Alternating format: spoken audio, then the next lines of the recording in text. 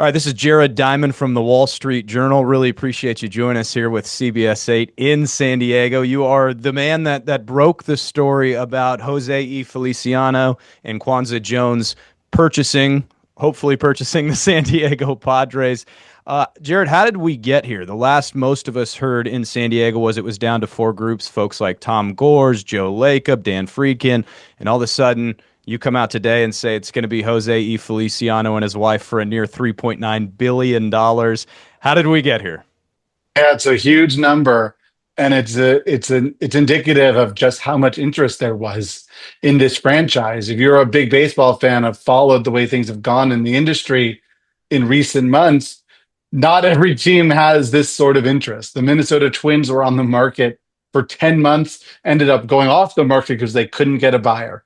That was not the case here. There was incredible interest from a bunch of very wealthy people who really wanted this team. It's our understanding that there were at least three groups that bid 3.5 billion or more. I don't know what the final bids were precisely for the other groups, but I was told at least two of them were at 3.5 billion or more. Feliciano ended up winning it. He was the most motivated. He came in with the highest bid. 3.9 billion is a gigantic valuation for baseball. Look, the Padres are not just the most expensive baseball team ever. They're the most expensive team ever, and it is a blowout. The most expensive baseball team up till this point was the New York Mets at a mere $2.4 billion. So the Padres, the little old San Diego Padres, beat that by $1.5 billion. It's really remarkable.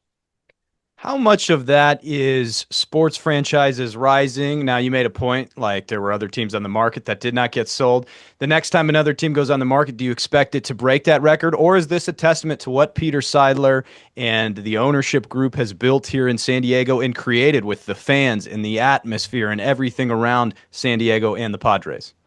There have been teams in baseball that have sold since the Mets, between the Mets and the Padres. They didn't come close to this number.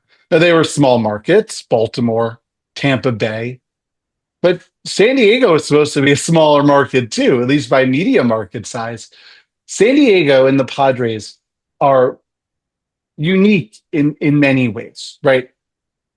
Yes, Peter Seidler turned this team into something very, very desirable. There's no question about it. I mean, just look at the crowd at Petco Park every night. The Padres are going to be this season a top five team in attendance for the sixth consecutive year. Right now, they're number two. They were number two last year. We'll see how it shakes out, but we could safely say they'll be in the top five for the sixth consecutive season, which is really incredible. San Diego is a great market. Well, A, it's very wealthy, right? You have wealthy citizens. You also have a lot of wealthy people that want to buy into San Diego. So that's going in the Padres' favor. Also, it's you're the only game in town if you're the Padres, right? The only major four professional sports team that's left. That's really beneficial because it means that whatever corporate sort of sponsorship support that exists in the market, they're all going to the Padres because there's no one else that's going to sort of take them away. And because of your incredible, beautiful, perfect weather, you could use your ballpark if you want 365 nights a year, basically, right? The ballpark is usable every single day, which allows you to increase your revenue and just make more money. So that makes the Padres very, very desirable. But we can't overlook the fact that part of why they became such a desirable asset to multiple very rich people, because they look at the Padres and go, it's working, right? It's working incredibly well. They punched above their weight from a market standpoint now, really for this entire decade, essentially, right? And we're now in 2026. So I don't necessarily think this is indicative of the baseball franchise valuation market in general. I think it's a testament to the Padres first and foremost. People hear this news, especially out here in San Diego, and want to learn everything they can about Kwanzaa and Jose and who these next owners will be. What can you tell us about Jose and Kwanzaa and what type of ownership they may bring to San Diego? Yeah, it's a great question. And I understand why there's going to be some skepticism among Padres fans, in part because you're coming off Peter Seidler. And listen, Peter Seidler, for the last few years before his death, I would argue is the single best owner for fans in all of baseball. So if you're expecting another Peter Seidler, I hope for Padres fans' sake that is Jose Feliciano. But that's a very high bar to cross. So I'm not going to sit here and tell you Jose Feliciano is just going to be Peter Seidler. I don't know, but the odds tell you he won't be because there aren't other owners that were like Peter Seidler. That said, I think some of the concerns about Feliciano are not necessarily fair. The big one you're going to hear is, well, his ownership of Chelsea. Let's just make this clear. He does not own Chelsea. He is a co-founder of the private equity firm that owns Chelsea. The chairman of that team is not Feliciano. He has money invested in the team. His private equity firm owns the team. He is not directly involved with Chelsea in that way. The Padres are a private investment with him and his wife. He personally and his wife, they together will own the Padres. So that's a different structure, sort of first and foremost, a different structure. It's our understanding that he's intending to move the vast, the bulk of their sort of deep philanthropic efforts to the San Diego area. Hopefully that's true. I have no reason to believe it's not. So I think the Chelsea issue is, I understand the concern. I don't think it necessarily is a one-to-one correlation, and at least he deserves the benefit of the doubt. He and his wife, look, they are very wealthy. Like they have money. Their net worth, depending on what source you look at, is say anywhere from $4 to $5.5 billion. His net worth is going to put him definitely in the top half of baseball owners, if not the top third. So they certainly have the money. They sort of keep spending, keep supporting the payrolls they've supported. And like I said at the beginning of this, what the Padres are doing is working. He's buying. You would hope he's buying the team to keep things going. The other thing that's going to concern people is, well, he's a private equity guy from Los Angeles. Very valid criticism. You hear private equity guy buys a business and it makes you recoil, understandably. But I would point out that the Padres have previously been bought from a private equity guy from Los Angeles. His name was Peter Seidler. So that alone does not necessarily mean Jose Feliciano will be a bad owner. So my advice for Padres fans, cautious optimism is the way to go. I'm not saying that you should be jumping for joy today because he's not Peter Seidler, right? I understand that. But I think there's reason enough to give this guy the benefit of the doubt and at least give him an opportunity to sort of earn your trust before writing them off. But that would be my position if I were a Padres fan. You bring up a lot of great points and a lot of questions I was going to ask about the Chelsea stuff and private equity. So thank you for answering those already for me. I have more of an opinion question for you. You know sports very well. You are always around them. How much of a challenge of a jump might it be for somebody that's involved in ownership, like with Chelsea, to then take over, be the control person of a major league franchise, like Jose is about to do if this sale does go through? Look, a good owner, and I don't know if he's going to be a good owner, but a good owner is an owner who, A, will open his checkbook to make the team better, both on the field and off of it, right? Things like infrastructure and technology. And the Padres are fine in that department, but you always want to stay at the cutting edge.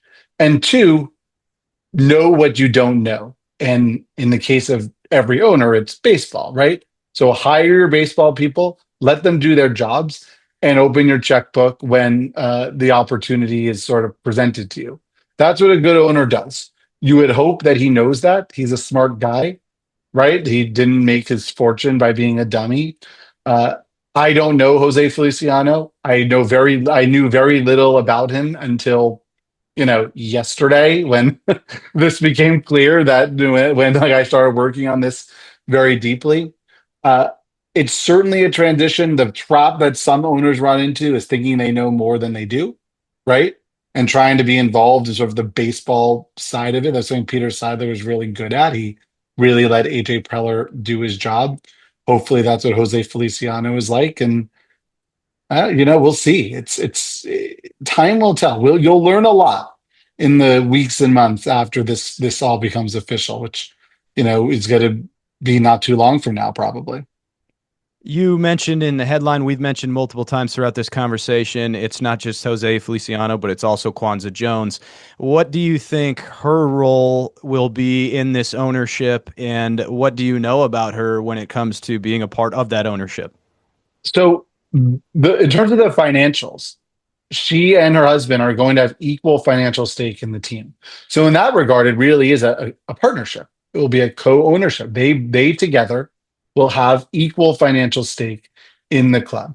From the purposes of Major League Baseball, right? In terms of the control person, this thing Padres fans know a lot about how the control person process works. There can only be one. Baseball will not recognize multiple control people. That, at least at first, is going to be Jose Feliciano.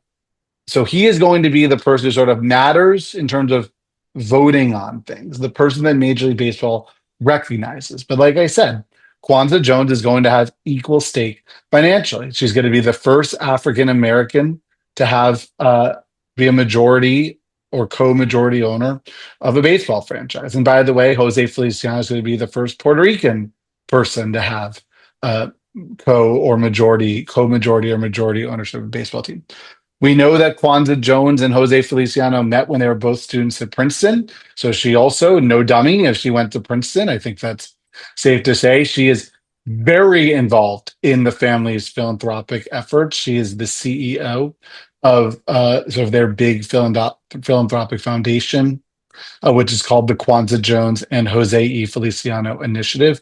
And that group has been responsible for donating like close to $500 million. So she's going to be heavily involved in that front. So I expect her to be very involved in the philanthropic parts and sort of the business parts of the Padres. And Jose Feliciano, in the eyes of Major League Baseball, is going to be the control person. If that changes, how that evolves, time will tell. I do know from our reporting that they are very much approaching this like a co-ownership and a partnership, not Jose Feliciano, and also he has a wife. How it plays out in practice, time will tell.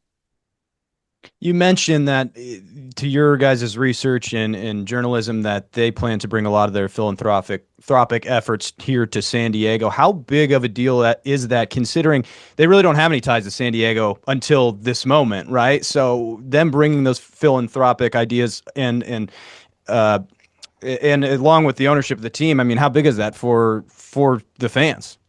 I want to bring up to that question. I want to bring up a completely different market located on the complete other side of the country from San Diego. But I think it provides real insight into this issue, and that's Tampa Bay.